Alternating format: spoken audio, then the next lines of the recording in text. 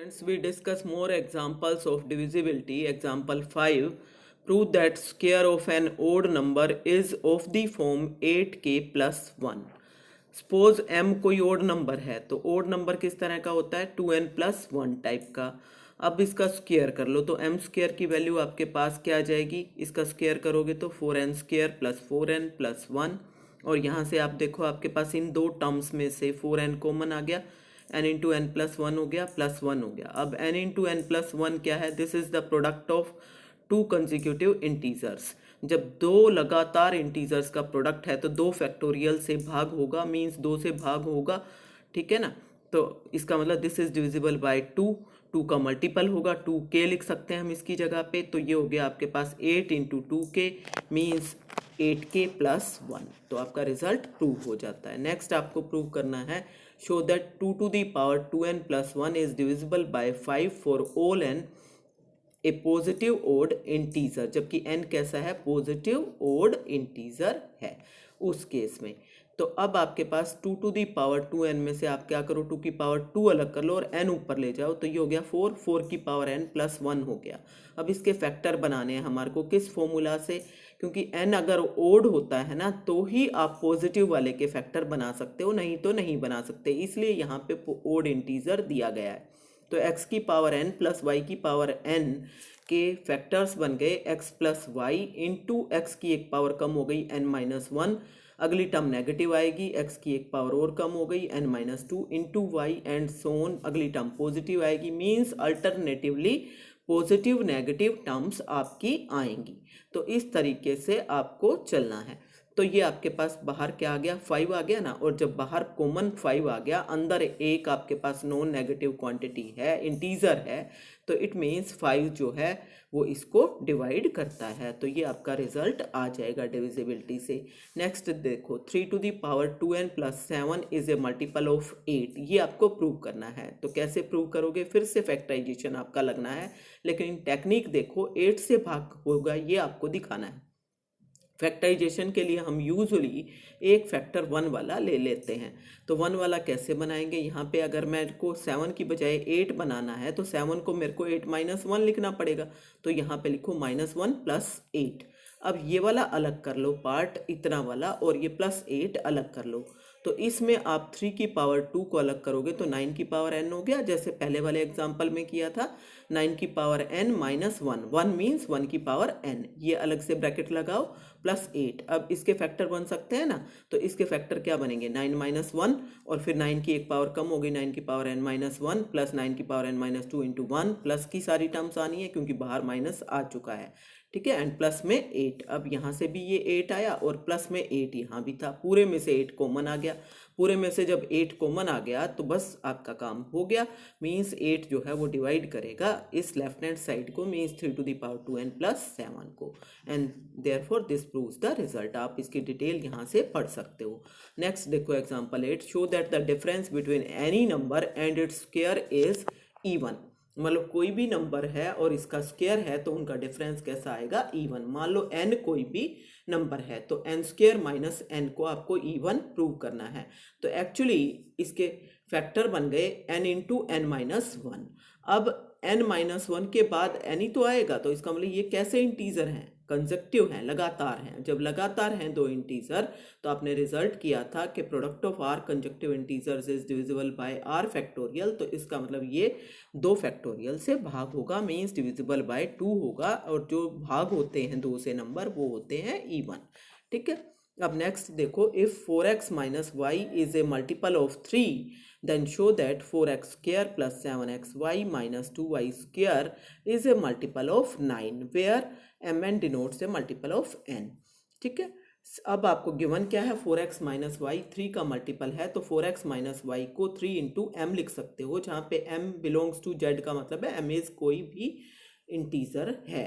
अब यहाँ से y की वैल्यू निकाल लो, y की वैल्यू आ गई 4x माइनस 3m। अब जिसको आपको निकालना है वो लो, 4x square plus 7xy minus 2y square, इसमें y की ये वाली वैल्यू आप पुट करके सारा कुछ x में ले आओ। तो 4x square plus 7x, y की जगह पे लिख दिया 4x minus 3m plus minus में 2 इंटू y की वैल्यू ये वाली लिख दी 4x माइनस 3m का होल स्क्वायर। अब आप इसको सिंप्लीफाई कर लो। सिंप्लीफाई करने के बाद, सिंप्लीफाई करने का काम आपका है, दिस विल बी मल्टीप्लाई करोगे 28x² माइनस 21xm, माइनस में यहाँ से स्क्वायर को ओपन करो, 2 से मल्टीप्लाई करो, 32x² minus 18m² plus 48xm, और ये आ जाएगा 27xm माइनस 18m², और यहाँ से क्लियरली 9 कॉमन आ रहा है, और जब 9 कॉमन आ गया तो 9 का मल्टीपल हो गया ये, और so this proves the result. आपको यही प्रूव करना था कि ये 9 का मल्टीपल है। अगला एग्जाम्पल बिल्कुल वैसा ही है जहां हम पहले से प्रूव कर चुके हैं कि binomial coefficient n plus r minus 1 CR is an integer, आपको ये दिखाना है। तो इसकी वैल्यू निकालो, बाय डेफिनेशन इसकी वैल्यू क्या होगी, इसकी वैल्यू हो गई n plus r minus 1 factorial divided by ये वाला r फैक्टोरियल, और इन दोनों का difference means n minus 1 factorial. अब ऊपर वाले फैक्टोरियल को खोल लो। ऊपर वाला फैक्टोरियल आपने n प्लस आर माइनस 1 से शुरू किया, फिर -2 हुआ, -3 हुआ, कहाँ तक जाना है आपको, n माइनस 1 फैक्टोरियल तक घटते जा रहे हैं ना भाई। तो r फैक्टोरियल जब तक कम होगा आपका, देखो यहाँ पे n माइनस 1 तक जाना है आपको, तो r फैक्टर आपके कम हो जाएंगे। यहाँ तक आते आते r फैक्टर यहाँ तक आ गए, और उसके बाद हो गया आपका n माइनस 1 फैक्टोरियल। तो ये n माइनस 1 फैक्टोरियल नीचे कट जाएगा, ऊपर r फैक्टर हैं। कैसे फैक्टर हैं, लगातार हैं और इंटीजर्स हैं। तो इट मीन्स जब आपके पास ऊपर r कंजक्टिव इंटीजर्स हैं तो वो r फैक्टोरियल से भाग होंगे, and therefore this must be N integer. तो इस तरीके से आपको करना है, डिटेल आप यहाँ से पढ़ लोगे और समझ लोगे। नेक्स्ट देखो, prove that if n is an integer the product. ये एग्जाम्पल जो दो हैं ये अलग टाइप के, थोड़े से अलग हैं, ध्यान देना है आपने कैसे करने हैं। आपको प्रूव करना है product n into n minus 1 into 2n minus 1 is divisible bye 6। 6 मतलब 3 फैक्टोरियल से भाग होते हैं, ये आपको प्रूव करना है। देखो कैसे करेंगे। हमें ये पता है कि 3 कंजक्टिव इंटीजर्स का प्रोडक्ट 3 फैक्टोरियल मतलब 6 से भाग होगा। तो हमें क्या कोशिश करनी है, इसमें हमें 3 कंजक्टिव इंटीजर्स का प्रोडक्ट लिखना है। अब ध्यान दो, n इंटू n माइनस 1 तो लगातार है ना, ये लगातार नहीं है, तो इसको हमें लगातार में चेंज करने की कोशिश करनी है। तो हम क्या करेंगे, n इंटू n माइनस 1 लिखा, ब्रैकेट के अंदर इसका लगातार वाला इंटीजर कौन सा बन सकता है, n माइनस 1 सबसे पहला हुआ, उससे अगला n हुआ, उससे अगला क्या होएगा n प्लस 1। तो मैं यहाँ पे क्या लिखूँ, n प्लस 1 लिख सकती हूँ, या n माइनस 2 भी लिख सकती थी, ठीक है ना, दोनों ही ठीक है। मैंने n प्लस 1 लिखा, अगर मैंने यहाँ पे n प्लस 1 लिखा है, था मेरे पास क्या 2n माइनस 1 था, तो इसका मतलब उसमें से मैं n माइनस 1 घटा दूँ, क्या बचेगा, इसमें से माइनस n करो तो n एक बच गया, तो इसलिए मैंने प्लस में n लिखा, और माइनस ये वाला घटाओ -1 तो -2 बचेगा ना, तो इसलिए -2 लिखा, ठीक है। तो इसके 2 फैक्टर हो गए इस तरीके से। अब आपने क्या करना है, बाहर वाले फैक्टर को इससे अलग से मल्टीप्लाई करना है, इससे अलग से मल्टीप्लाई करना है। तो आ गया n minus 1 into n into ये वाला फैक्टर n प्लस 1, और प्लस में ये वाला फैक्टर सबसे पहले लिख दिया n माइनस 2, फिर ये वाला फैक्टर लिख दिया n माइनस 1, फिर n, ठीक है। तो ये भी लगातार 3 इंटीजर बन गई, ये भी लगातार 3 इंटीजर बन गए, तो ये भी 3 फैक्टोरियल से भाग होता है, ये भी 3 फैक्टोरियल से भाग होता है। मीन्स सारे दोनों के दोनों 6 के मल्टीपल हैं। तो 6 into k1 into 6 into k2 लिख सकते हैं, इसको 6 इंटू k1, इसको 6 इंटू k2, तो 6 तो कॉमन आ गया ना, therefore this is a multiple of 6, so is divisible bye 6। तो इस तरीके से आपको करना है। अब अगला देखो एग्जाम्पल, ये वाला, if n is an integer then show that n into n square minus 1 3n plus 2 is divisible by 24। ये एग्जाम में आया हुआ है, और पहले ये एक्सरसाइज में दिया हुआ था क्वेश्चन, और अब ये एग्जाम्पल में मैं आपको करके दिखा रही हूँ, तो आप समझ लो। यहाँ पे आपके पास देखो n into n square minus 1 और 3n प्लस 2 है। पहले तो इसके फैक्टर बनाओ, इसके फैक्टर बन गए n माइनस 1 n प्लस 1, ठीक है, और ये हो गया 3n प्लस 2। अब इसको ठीक से करके लिखो, पहले n माइनस 1 सबसे पहले लिखो, फिर n लिखो, फिर n प्लस 1 लिखो, ऐसे लिख लिया आपने। अब उसके बाद आपके पास जो अगर लगातार इंटीजर बनाने हैं 4, क्योंकि 24 से भाग होगा ये दिखाना है, मीन्स 4 फैक्टोरियल से, तो लगातार 4 बनाने हैं। तो या तो आप क्या कर सकते हो, n प्लस 2 लोगे, या फिर आप क्या लोगे, n प्लस 2 नहीं लोगे तो आप क्या लोगे, फिर n माइनस 2 लोगे, ठीक है ना, या तो पहले वाला ले सकते हो या बाद वाला ले सकते हो। तो अब उसके लिए आपके पास यहाँ पे n के साथ 3 है, तो इसका मतलब 3 इंटू n प्लस 2 लिख दो, तो n 3n प्लस 6 हो जाएगा ना। ऊपर 3n प्लस 2 था, तो इसका मतलब माइनस का 4 करना पड़ेगा, तो ये इसके बराबर हो गया ना। अब इस ऊपर वाली टर्म और नीचे वाली बराबर तो होनी चाहिए, हमने सिर्फ उसको स्पेशल तरीके से लिखना है। किस स्पेशल तरीके से लिखना है? ताकि मेरा कॉमन आने के बाद यहाँ पे n प्लस 2 बने, तो इसलिए 3n प्लस 6 लिखा गया है। तो अब 3 कॉमन आ गया, ये बन गया n माइनस 1 n प्लस 1, और यहाँ से आ गया n प्लस 2, और यहाँ से क्या आएगा -4 इंटू ये वाले factor n minus 1 into n plus 1। अब ये प्रोडक्ट ऑफ 4 कंसेक्यूटिव इंटीजर्स है, so is divisible bye 4 factorial means 24। तो इसको मैं लिख सकती हूँ 24 इंटू k1, और यहाँ पे ये 3 का प्रोडक्ट है तो 6 से भाग होगा, तो इसको मैं लिख सकती हूँ 6 इंटू k2। लेकिन 6 गुणा में 4 24 k2 हो जाएंगे ना, तो इसलिए आपके पास क्या आ जाएगा, यहाँ से आपके पास आ जाएगा ये, यहाँ से आ गया 24 गुणा में 3 72 k1 माइनस 24 k2। कुल में से तो 24 कॉमन आ गया ना, जब पूरे में से 24 कॉमन आ गया तो it means left hand side 24 से भाग होती है, and this proves the result. अब ये लास्ट एग्जांपल देखो, बहुत इंपॉर्टेंट और बहुत ही ध्यान से देखने का है। ये आपको रिजल्ट पहले से पता है, आपको पता है डिविजिबिलिटी रिजल्ट में कि कोई भी नंबर 3 से कब भाग होता है, जब उसके सम ऑफ डिजिट्स डिविजिबल बाय 3 हो, ठीक है ना। अब उसको प्रूव करना है, तो कैसे प्रूव करेंगे कि मान लो कोई भी दिया हुआ नंबर है जिसके अंदर n डिजिट्स हैं, ठीक है। मान लो t जो है वो तो नंबर है, और वो नंबर कैसा है, an, a4, a3, a2, a1। अब आपको लग रहा होगा ये क्या मान लिया, लेकिन एक्चुअली ये नंबर इस तरीके का है। मान लो मैंने कोई भी नंबर लिया, मान लो लिया 5, 6, 3, 0, 4, 8, 9, मान लो इतना बड़ा नंबर माना मैंने, तो उसके अंदर ये डिजिट ही तो है 5, 6, 4, 8, 9। तो वो डिजिट की जगह पे, क्योंकि मेरे को जनरल रिजल्ट प्रूव करना है, मैंने an, a4, a3, a2, a1 ये डिजिट ले लिए। इनकी वैल्यू क्या है, 0 से लेके और 9 तक है, ठीक है ना। तो ये है डिजिट। क्योंकि डिजिट ही अलग अलग क्यों ली है, क्योंकि आपको सम ऑफ डिजिट्स को ही तो प्रूव करना है कि वो 3 से भाग होगा, अगर नंबर 3 से भाग होगा तो, इसलिए, ठीक है। अब उसके बाद s जो कि सम ऑफ डिजिट्स लिया है वो क्या हुआ, इन्हीं डिजिट्स का सम, मतलब a1 plus a2 plus a3 plus a4 plus a5 up to an, ये हो गया सम ऑफ डिजिट्स।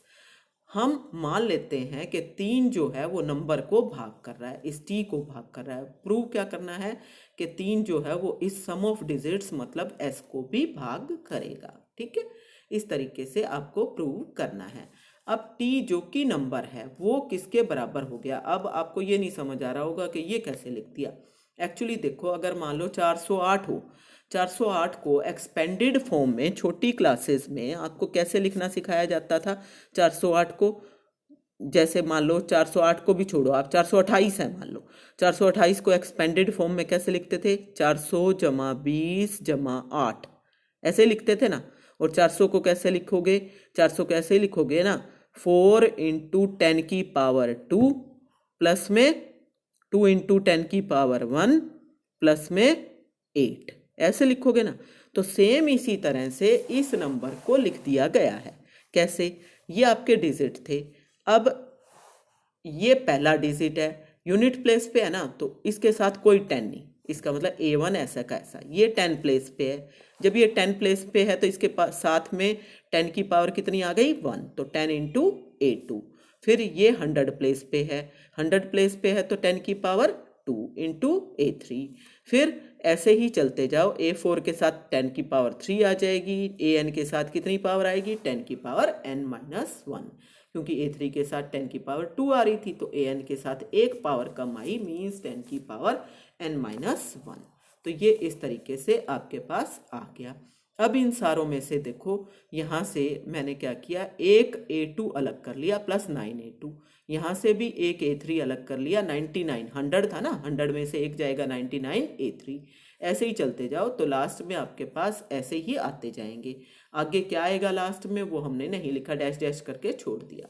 अब सारों में से पहली पहली डिजिट अलग कर लो, A1 plus A2 plus A3 plus A4 plus so on up to AN, और यहाँ से 9A2 plus 99A3 plus 999A4 and so on. ये क्या है? ये सम ऑफ डिजिट्स है ना, S है ना भाई ये, तो इसको लिख दो S। प्लस में इन टर्म्स में से 9 कॉमन आ रहा है, तो ये आ गया 9 कॉमन।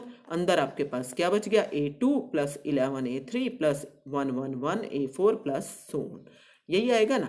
अब यहाँ से आपके पास ये 9 का मल्टीपल हो गया, मीन्स इस सारे को मैंने लिख दिया T, तो आपके पास T की वैल्यू क्या आ गई? S प्लस 9T, तो T माइनस S क्या हो गया? 9T। अब इसका मतलब 9 जो है वो भाग कर रहा है T माइनस S को। अब जब 9 भाग कर रहा है तो 3 तो कर ही रहा है, तो क्योंकि 3 9 को भाग कर रहा है तो 3 तो करेगा ही ना T माइनस S को भाग। अब 3 T को भाग कर रहा था, 3 T माइनस S को भाग कर रहा है, तो इन दोनों के सम को भी तो भाग करेगा। आपने रिजल्ट प्रूव किया था कि अगर एक नंबर A को भाग करे और C है कोई नंबर, मान लो C A को भाग करता है, C B को भाग करता है, तो C A माइनस B को भी भाग करता है। तो वही रिजल्ट मैं यहाँ अप्लाई कर रही हूँ कि अगर 3T को भाग करता है और 3T माइनस S को भाग करता है तो 3 इन दोनों के डिफरेंस को भी भाग करेगा, means 3 will divide T minus S, काटने के बाद S आ जाएगा, सो 3 विल डिवाइड S। तो ये आपका रिजल्ट आ गया कि डिजिट्स के सम को भी 3 भाग करेगा। अब कन्वर्सली मान लो डिजिट्स के सम को 3 भाग करता है, तो प्रूफ क्या करना है? प्रूफ ये करना है कि 3 विल डिवाइड T। तो वो कैसे प्रूव करोगे?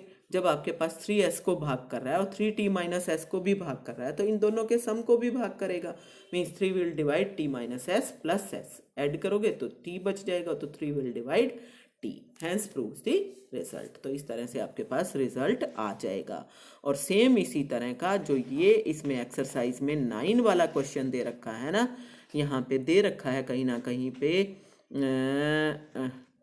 ये वाला लास्ट 20th, ये बिल्कुल ऐसे ही होगा। Show that a number is divisible by 9 if the sum of digits is divisible by 9।